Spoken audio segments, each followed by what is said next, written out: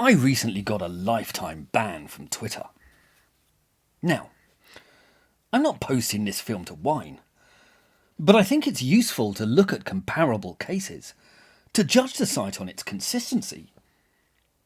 After all, as perhaps the most significant social media platform on earth, it's got a duty to ensure that it's fair and impartial. The Twitter rules state you may not threaten violence, abuse or harass others, or engage in hateful conduct or promote hatred and violence on numerous grounds. Now, I didn't actually break any of those rules. So you might ask, what egregious crime did I commit? Well, Dave Rubin had posted a link to an article which loftily informed writers that they shouldn't use derogatory terms like insane or crazy in their writing. And he replied, "This is insane. You people are mentally ill." Lots of posters chipped in with similar sentiments, and I commented, "I think he meant to say crazily retarded." That's it. Lifetime ban. Now, some people don't like that word, as it's an official medical term to describe people who are mentally deficient. But so is idiot. And that one seems fine. And as I say, I didn't break their rules. I didn't launch any personal abuse against an individual or a group. Also, shortly after that exchange, Dave Rubin posted this. And he didn't get banned. He also posted this. So there seems to be something of an inconsistency at play. Now, both Rubin and myself focus on critiquing the damaging aspects of the radical left. So why did he get a pardon while I got a ban? Well, I'd suggest it's because he's a major player on social media, and I, currently, am not. Rubin generates a lot of traffic on Twitter, which means a lot of money for Twitter. So that would seem to explain the leniency with which he was treated, and the severity shown to me. But Twitter's inconsistency, which is endemic, is usually political. Figures on the right tend to get banned, while those on the left are shown clemency. Donald Trump got banned for calling for peaceful protest, while Maxine Waters, who has repeatedly called for violent riots, remains. And this inconsistency continues. Just today, there were thousands of posters abusing Rachel Riley, while simultaneously claiming that she can't possibly be a victim of online abuse. James O'Keefe, no relation, got a lifetime ban shortly after exposing the mendacious propaganda on CNN. But tens of thousands of hateful, abusive posts were allowed to be directed at Prince Philip when he died. And endless threats of violence and murder are allowed against right-leaning figures like Andy Ngo, who also receives buckets of racist hatred. Like, really, endless torrents of violent and targeted abuse. All of which is far worse than my comment, which wasn't about or directed at anyone. Yet all of this stuff seems to pass the censor by. So their rules seem rather elastic. Indeed, they're decidedly partisan. Twitter allows its users to post horrible abuse about Rush Limbaugh when he died, as it did for Prince Philip and Margaret Thatcher. It allows endless abuse and death threats to be posted at anyone who opposes the left. And despite their assertion that you're not allowed to promote violent extremism, it turns a blind eye with Antifa. And people like this guy. Now, it was Lenin's birthday recently, and Twitter permitted tens of thousands of posters to allow gushing praise of this champion of the people. There were well over 30,000 ringing endorsements, while I saw only 2 posts which were critical of him. Well, let me tell you a few things about Lenin, and you can decide for yourself if he actually qualifies as a violent extremist. Lenin was born to Russian nobility, and he grew up on a sprawling estate near Kazan. His clan effectively owned 40 peasant families, and Lenin refused to give up his privileges when he slipped into radicalism. In fact, when a famine struck, he believed it would help usher in revolution.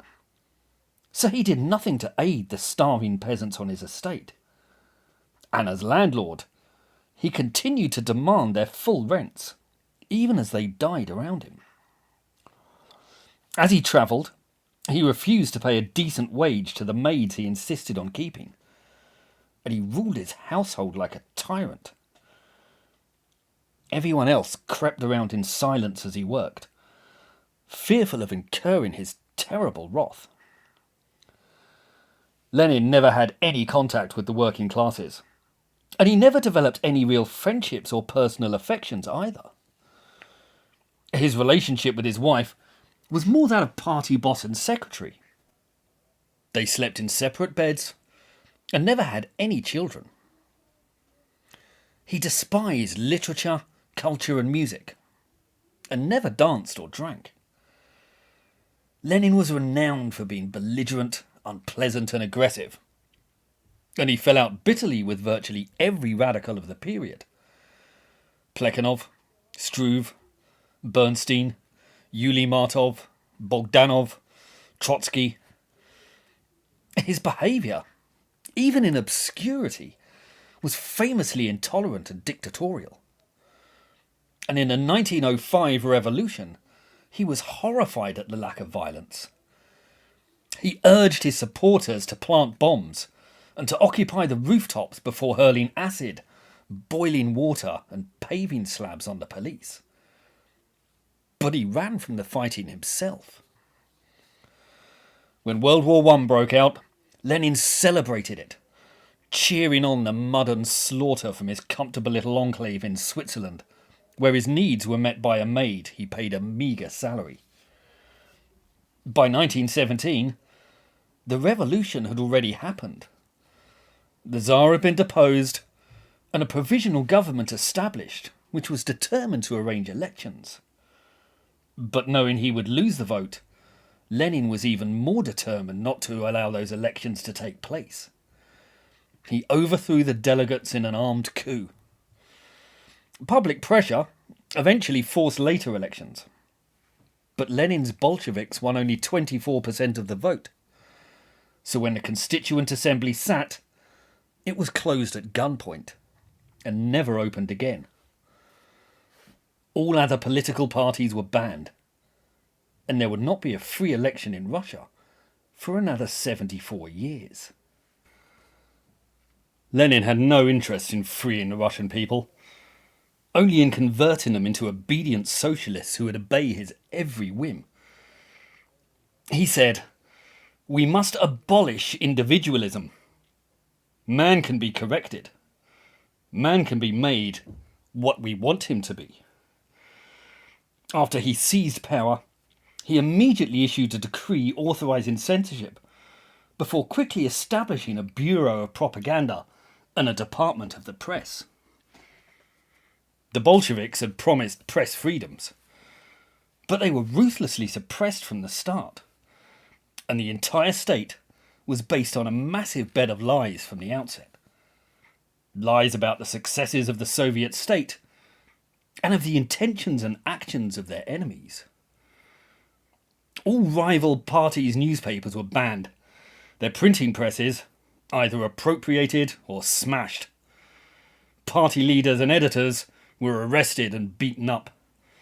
There was a purge of the military, and loyal units were drafted into the capital. The regime relied on military force from the outset. The state appropriated all private enterprises and took full control of the economy. This led to a financial collapse and endemic shortages, which would continue for decades. They also returned the peasantry to feudalism, seizing all land and forcing the masses to toil in service of the state. The peasants had no liberty to travel. The crops were seized from them by force, and waves of famine subsequently decimated the population. Urban factory workers were stripped of all freedoms too, and their pay and working conditions suffered a sharp decline, even as the Bolsheviks abolished all trade unions. All forms of culture were strictly policed.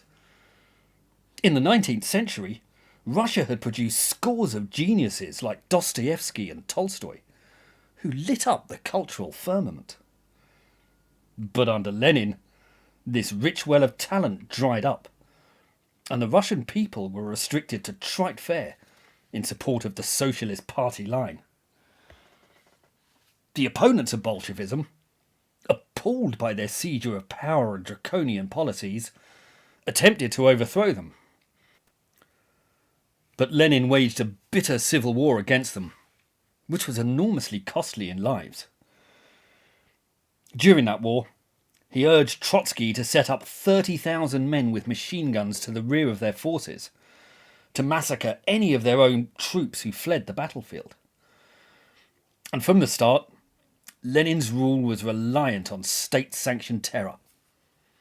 He had long been a fan of the Jacobin terror in the French Revolution, and in 1908, in just one of numerous examples, he criticised the excessive generosity of the Paris Commune. Lenin said they should have exterminated their enemies. In 1917, he yelled, "How can you make a revolution without executions? It is a mistake, impermissible, weakness, pacifist illusion." He called for the immediate execution of political enemies and parasites, and demanded the cleansing of the Russian land of what, in Hitlerian terms, he called lice and vermin. He established a secret police force, the Cheka, which, after a few changes of name, would morph into the KGB. It was given extraordinary powers to torture and murder any suspected enemies of the state, and its slogan was "Death to the bourgeoisie." In December 1917, Lenin publicly called for war to the death against the rich, the idlers and the parasites. We must cleanse the Russian land of all this vermin. Ruthless war on the kulaks. Death to all of them. He ordered the killing of scores of middle-class rivals, as well as huge numbers of radical figures on the left. And he wiped out the entire royal family, even ordering the machine gunning of the Tsar's 5 young children. He then established the Gulag, slave labour camps in which any deemed to be political prisoners toiled in sub-medieval conditions. Ultimately, 28 million would be incarcerated without trial, and close to half would die.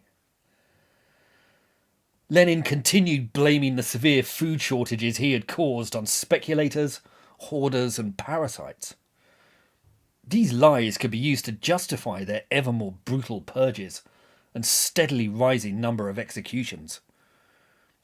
Private trade in foodstuffs, which may have alleviated the worsening problem of supply, was ruthlessly suppressed. The Cheka were ordered to requisition grain from the peasantry, and any who were unable to produce the required amounts were beaten or killed. Lenin wrote detailed instructions to the units charged with this grim task. He said, "An example must be demonstrated. Hang, and make sure that the hanging takes place in full view of the people, no fewer than 100 known kulaks, rich men, bloodsuckers. Publish their names. Seize all the grain from them.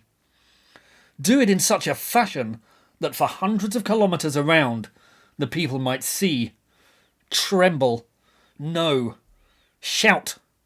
They are strangling, and will strangle to death the blood-sucking kulaks.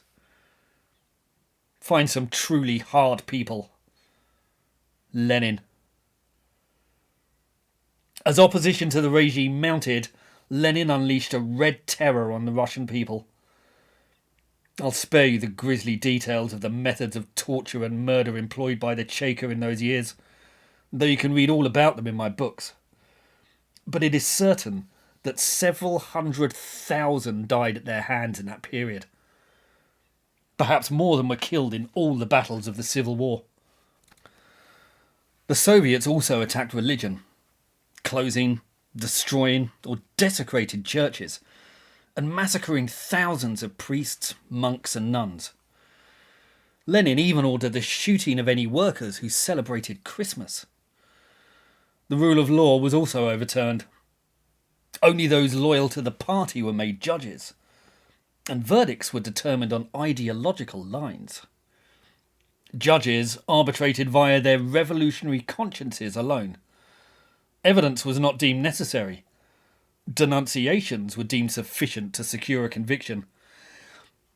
Yeah, actually I'm beginning to see why Lenin's so popular on Twitter. By 1921, Lenin's brutal policies in the countryside had created a horrific famine in the Volga, even as the Cheka continued to beat and kill the peasantry. Millions died, and peasant rebellions became commonplace. Only American aid prevented an even greater disaster. The Soviets had continued to export vast quantities of grain, even as their own people starved. The devastation was immense.